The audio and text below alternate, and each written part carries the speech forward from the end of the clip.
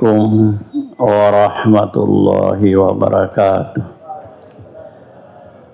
Alhamdulillahirabbil alamin. Wa bihi nasta'in wa ma ala umurid dunya waddin. Asyhadu an la ilaha illallah wahdahu la syarikalah. Wa asyhadu anna Muhammadan abduhu wa rasuluhu wa ba'd. Jamaah subuh yang berbahagia, marilah kita kembali menggunakan kesempatan kita sejenak untuk menyampaikan tentang penjelasan dan keterangan Rasulullah SAW yang berkaitan dengan kehidupan dunia, bahwa dunia ini, kata Rasulullah, ibarat kebun. Jadi di dalam sebuah hadis dikatakan bahwa Bismillahirrahmanirrahim, ad-dunya bustanun tuzayyanatu bihamsati asya. Dunia ini ibarat kebun, akan dihiasi dengan 5 perkara. Yang pertama, al-adadul umara. Hiasan dunia yang pertama adalah keadilannya, kejujurannya penguasa atau iman atau umara. Yang kedua, hiasan dunia ini adalah al-ilmu ulama, ilmunya para ulama. Yang ketiga ialah al-ibadul ibadah, ibadatul ibad, ibadahnya seorang hamba, ibadahnya para hamba-hamba Allah.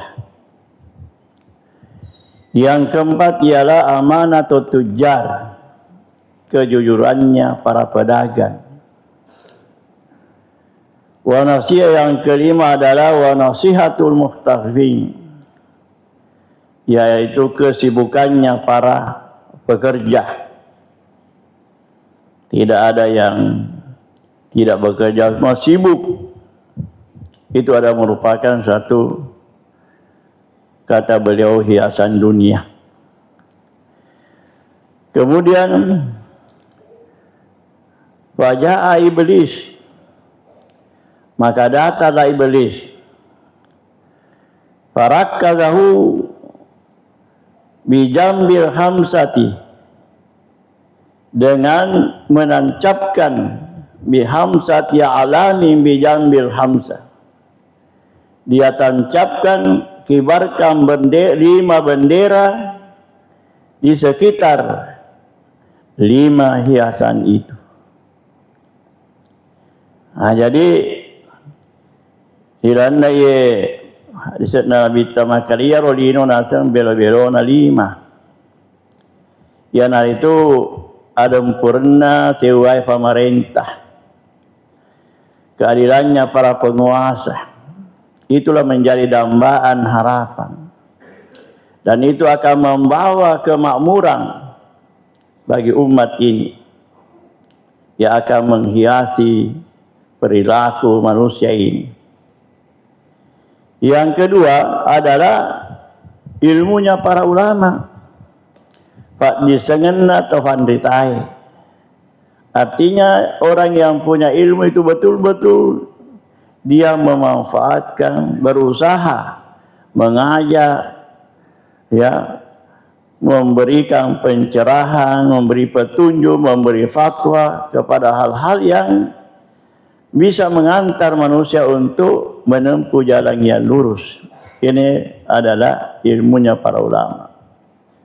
Koyar betanana fakiruna, ya, demi untuk mengangkat, menghilangkan kegelapan, kebodohan dan kejahiliaan di tengah-tengah umat dengan berkat ilmunya para ulama. Kode ulama ede gaya istilahnya mancaita aja, mancaita aja. Itu Pak. Yang kedua, al-ibadatul ibadah, fakasiyanna atai, ketaatannya seorang hamba. Aturan-aturanna sewa itu makasiyan di Allah Ta'ala karena penuh ketaatan. Bahkan dasarnya dia agak-agak nak katai, dia agak-agak mencari harafanna na capai sangadin na merok mi na sapa riona Allah Ta'ala dalam rangka beribadah. Kemudian satunya al-amanah. Ini amanah ini adalah kejujurannya para pedagang. Mancai itu bertanda dambang harapan umat kalau ia rendek padang kage malempu. Ya amanah ini. Bahkan orang-orang yang diberikan amanah betul-betul dia memegang amanah. Ya nak katanya dia terpercaya. Dia melaksanakan sesuai dengan ketentuan-ketentuan yang diajarkan oleh Allah Subhanahu wa taala. Sehingga tidak ada satupun pedagang pada dasarnya ingin curang. Dia agak-agak semuanya berniat untuk ya berlaku lurus, berlaku benar dan jujur dan sebagainya. Karena itulah fondasi dasar untuk mendapatkan keberuntungan yang hakiki di sisi Allah. Kemudian yang kelima adalah salah satu syarat untuk bagaimana supaya manusia ini senantiasa ya tidak melakukan hal-hal yang sifatnya melayang-layang karena mereka penuh dengan kesibukan. Tetapi sayangnya ada makhluk yang tidak merasa senang dengan kejujuran, keadilan, ya. Ilmunya ulama diamalkan. Maka datanglah iblis, merupakan musuh kita. Jadi mana Allah katakan, inna syaitana lakum aduun fattahidu aduwa. Ya rosetange bari manesata. Maka jadikanlah dia musuh. Jadikanlah dia musuh. Pancadi bertanah dendek, teka yang terakhir, ya musuh buyutan kita adalah syaitan yang tidak pernah merasa senang melihat orang-orang yang melakukan kebaikan, khususnya kepada yang 5 tadi ini. Jadi faja'a iblis, mulai ni iblis. Farakkazahu faja'a iblisu bil juri. Farakkazahu bi jambil adal. Boleh ni iblis tiwi pengaruh godaan. Nah iya bertana pengaruh na iblis iga na bertana na goda itu malam pemimpin penguasa adil bagaimana supaya dia berlaku curang, berlaku zalim. Ya, na usahakan sa reklame roda ende pemimpin ya na curang na zalim. Yang menjadi pengkhianat dan sebagainya. Itu diupayakan sedemikian rupa. Sehingga dengan usaha setan ini terkadang tidak ada satupun pemimpin yang mampu melaksanakan atau berbuat adil karena pengaruh setan. Pada awalnya semua merdeka, bahkan mereka disumpah. Tapi dalam perjalanan mereka dihadang oleh setan dengan berbagai macam tantangan. Berbagai macam pengaruh sehingga dalam perjalanan tugas dan tanggung jawab mereka terkadang tidak tersadarkan diri mereka sudah curang atau menyimpan dari jalan yang benar.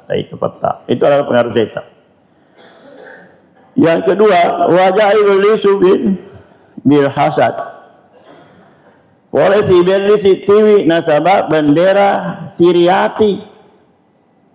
Iga to siro na pengaruh betan iblis sirati farakkazahu bi jambil ulama. Nafa tetongi, nafa lebbai, nafa kafiki, rival ngenna to macai orang ulama. Sehingga ulama itu terkadang selalu ya hasad, saling dengki, saling curiga, saling mencerah, saling macam-macam. Itulah Pak. Itu tantangannya. Ya, nah boleh ini bertanda siriati. Dek namanya menyawana kotanya lena riasa toaca, itu sudah penyakit, itu adalah pengaruh setan. Timbullah rasa egois, merasa diri lebih hebat. Ya, tidak ada yang kalah, tidak ada yang melebihi. Nah, itulah usaha setan. Tongka betan atau tongka disengena, dia merasa angkuh, merasa hebat dan sebagainya. Nah, itu sudah kerasukan setan itu, kemasukan setan itu. Setan sudah berhasil mengadu domba, ya, menanamkan rasa iri di hati, tidak senang terhadap sesamanya, sehingga mereka terkadang tidak mau ketemu dalam suatu persoalan karena egois masing-masing. Ada betul ada pengaruh dari setan itu, yang hati-hati. Kemudian setan lagi mendatangi siapa lagi? Wajah iblisu birriya, farakadahu bijambil al-ibadah. Oleh setannya tiwi bendera ria, puji riale, ria mau disebut orang hebat. Di mana siapa sasarannya ini adalah ahli ibadah. Tomat kasih tomat sembahyangnya. Sehingga ada orang salat, ya bukan karena semata-mata ingin mendapatkan ridhonya Tuhan. Tapi engkau tahu elo riaseng, mas sembahyang nasabah elo ngapita-pitanan, riasa pas sembahyang semua itu ria. Bahkan semua bentuk ibadah. Dia masukkan itu, dia menggoda ahli-ahli ibadah, ahli zakat, ahli puasa, ahli macam-macam, supaya dia agar nagodangi supaya mompok ke puji riale, merasa diri hebat, membanggakan diri, tidak ada yang kalah sebagainya. Itu usaha setan. Lakon kebetan atau beribadah sampai elok miriase berarti sudah. Itu sudah godaan setan, itu sudah masuk. Ya, keberhasilan setan. Makanya setan tidak senang orang yang beribadah semata-mata karena Allah. Bahkan dia berusaha untuk menyembunyikan semua bentuk-bentuk kebaikannya. Itu setan tidak berusaha.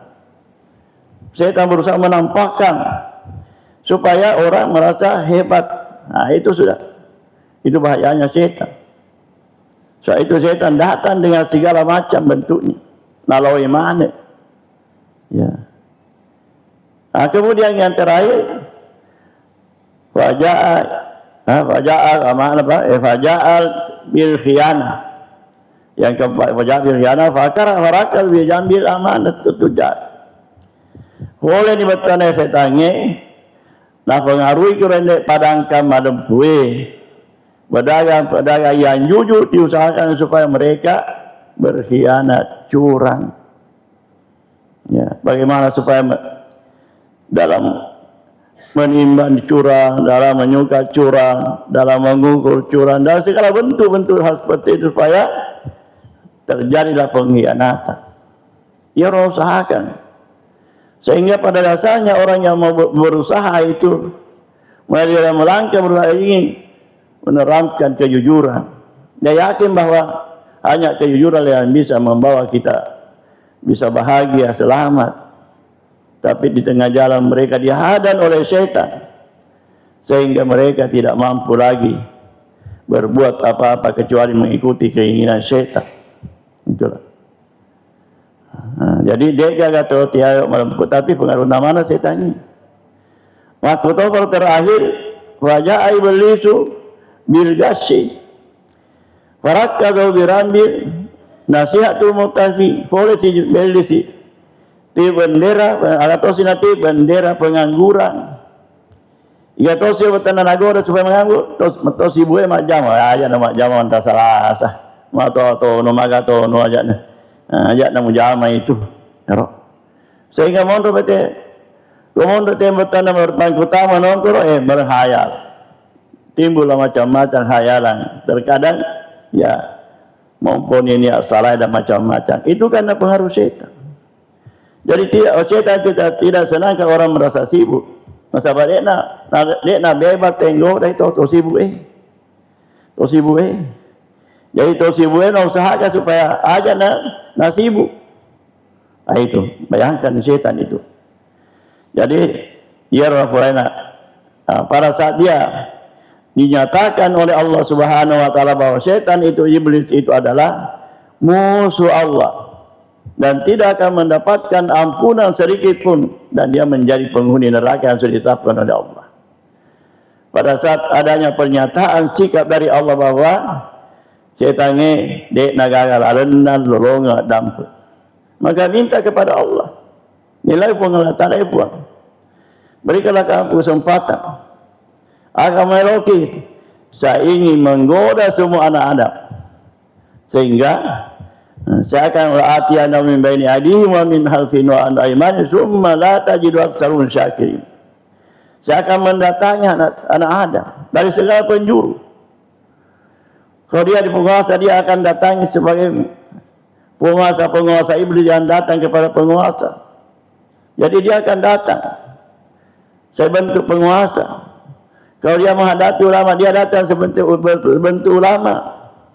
Kalau dia datang sebagai pedagang, maka dia datang sebagai bentuk pedagang. Dan itulah mereka datang mendatangi semua, menggoda, sehingga kata Allah, tidak ada satu pun manusia yang bisa lepas dari godaan syaitan kalau kita tidak hati-hati. Jadi inilah peringatan Rasulullah SAW, supaya kita ini selalu bertekad dan berkeyakinan bahwa musuh kita ini adalah musuh buyuta, adalah syaitan yang tidak pernah henti-hentinya bagaimana menjerumuskan manusia ke dalam siksaan Allah, karena memang mereka seperti itu.